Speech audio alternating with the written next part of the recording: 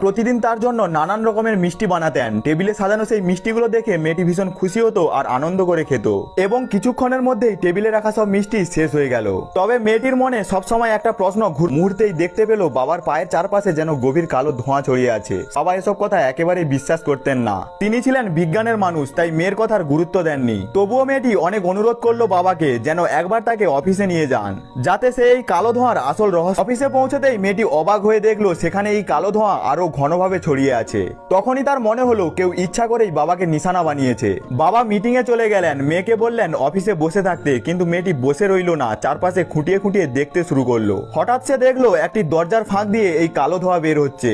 সে দরজা খুলতেই দেখতে পেল দরজার ভেতরের ফাঁকে একটি তাবিজ। কিছুটা পথ যেতেই সে দেখতে পেল এক অদ্ভুত অফিস, যেখানে কোনো কালো ধোঁয়া নেই, বরং সেখান থেকে হালকা সোনালী আলো বের হচ্ছে।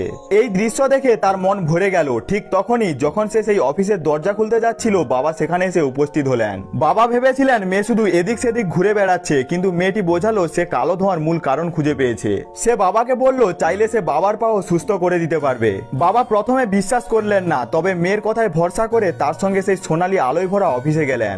সেখানে মেয়েটি তার জাদুকরী শক্তি ব্যবহার করে বাবার পায়ে শক্তি সঞ্চার করলো, আর মুহূর্তের মধ্যেই যে বাবা 3 বছর ধরে হাঁটতে পারছিল না তিনি দাঁড়িয়ে গেলেন। মেয়েটি আনন্দে ভরে উঠলো। সে বাবাকে বলল আপনি আগে বাইরে যান, আমি পুরো অফিস থেকে এই কালো ধোঁয়া সরিয়ে দেব।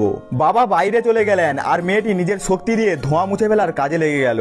কিন্তু ঠিক তখনই যখন ধোঁয়াটা প্রায় শেষ হয়ে আসছে, সামনে এসে দাঁড়ালো সেই ব্যক্তি যে এই কালো ধোঁয়া ছড়িয়েছিল। এইবার কি হবে পার্ট 2 জানার